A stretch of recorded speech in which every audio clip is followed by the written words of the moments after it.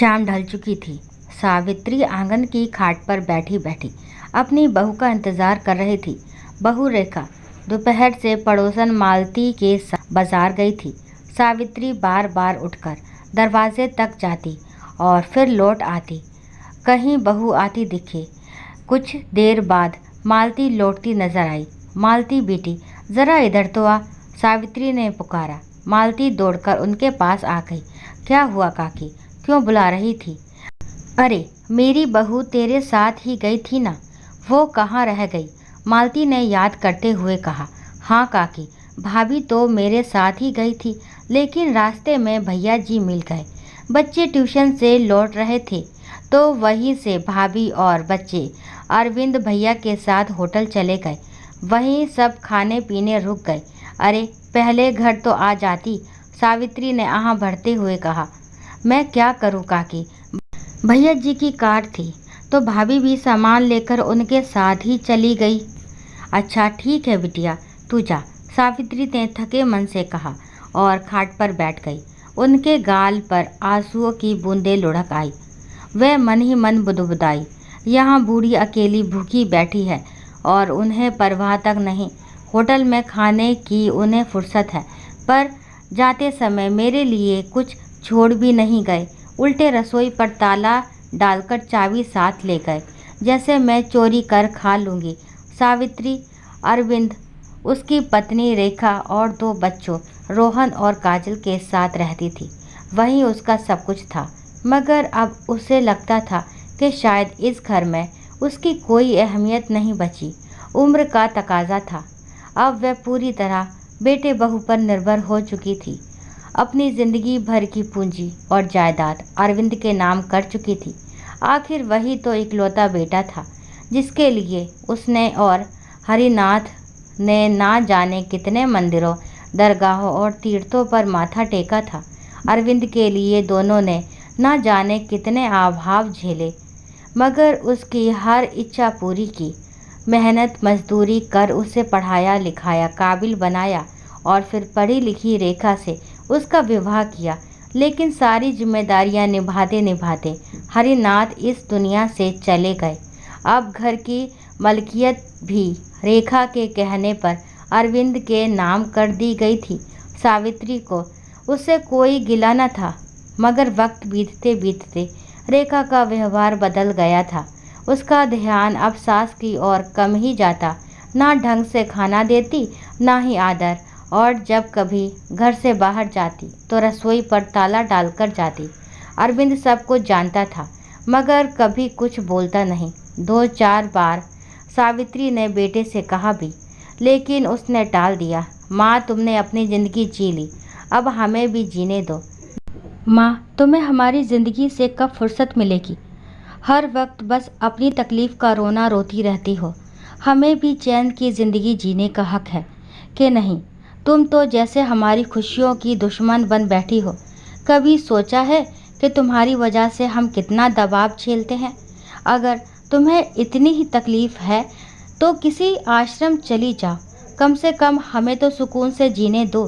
ज़िंदगी भर तो बस तुमने अपने हिसाब से जी, अब बारी हमारी है, हमें मत रोक टोक करो। सावित्री ने बेटे के शब्दों को पत्थर की तरह सह लिया। वह समझ गई थी कि अब उसके लिए इस घर में जगह तो है, पर अहमियत नहीं। यह सुनकर सावित्री खामोश हो गई। फिर जो भी रूखा सूखा मिलता उसी में पेट भर लेती। उसी बीच पड़ोसन मालती उसके लिए चाय का प्याला लेकर आई। लो काकी, गर्मा गर्म चाय पी लो। सावित्री ने हिचकिचाते हुए प्याला लिया और धीरे से बोली, बिटिया एक बात कहूँ, अगर बुरा ना मानो। हाँ हाँ काकी, बोलो ना, क्या बात है? वो अगर तेरे घर में 1-2 रोटी रखी हो तो दे देना, चाय के साथ खा लूँगी। सावित्री की बात सुनकर मालती एक पल के लिए ठिठक गई, फिर बोली, ठीक है काकी, अभी लाती हूँ। वह घर गई और फटाफट 2 गर्म रोटियां सेककर थोड़ी सब्जी के साथ उनके सामने रख दी। अरे गर्म बनाने की क्या ज़रूरत थी, ठंडी ही दे देती, मैं तो वैसे भी खा लेती। सावित्री बोली, नहीं काकी, आप आराम से खाओ और चाहिए तो कह देना। सावित्री ने दिल से आशीर्वाद दिया और रोटी खा ली। खाना खत्म करने के बाद मालती बर्तन ले गई और सावित्री फिर खाट पर लेट गई। रात करीब 11 बजे अरविंद, रेखा और बच्चे लौटे। आज तो बड़ा थक गए, अरविंद बोला। हाँ बिल्कुल, अब तो हाथ पाँव में जान ही नहीं रही, रेखा बोली और बच्चों से कहा, तुम लोग अपने कमरे में जाकर सो जाओ, सामान मैं रख देती हूँ, फिर हम भी सोएंगे। अरविंद ने पूछा, अरे माँ को कुछ खिलाया कि नहीं? माँ का नाम सुनते ही रेखा का चेहरा बिगड़ गया। हाँ हाँ देती हूँ अभी, कितनी आफत है ये भी, कब भगवान हमें चैन की ज़िंदगी देगा। बड़बड़ाती हुई वे रसोई का ताला खोलकर अंदर गई और कटोरी में थोड़ा दूध और 4 ब्रेड लेकर सावित्री के सामने रख दिए। मेरी हिम्मत नहीं है अब कुछ बनाने की, आप यही खा लीजिए। बहू, मैंने तो देखिए, अभी मुझे बहस करने की फुर्सत नहीं है, बहुत थक गई हूँ, जो दिया है वही खा लो, मैं सोने जा रही हूँ। यह कहकर रेखा कमरे में चली गई।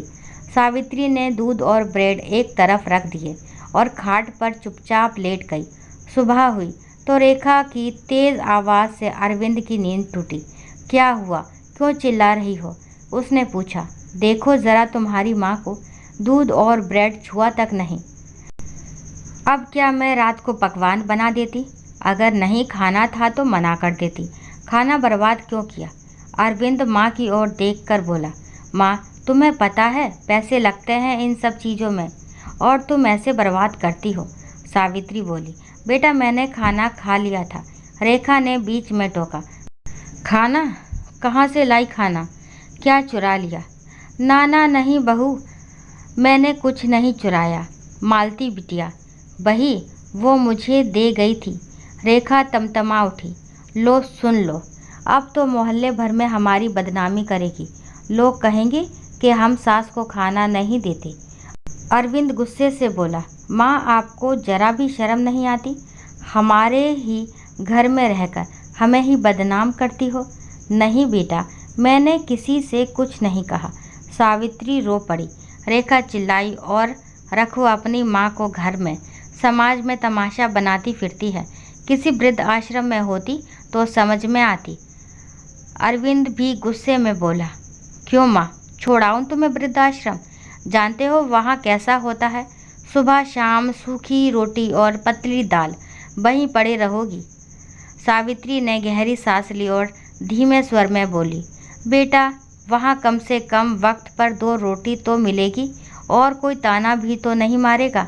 मुझे छोड़ ही आओ वहाँ, बता देना कब जाना है, मैं खुशी खुशी अपना सामान बांध लूँगी।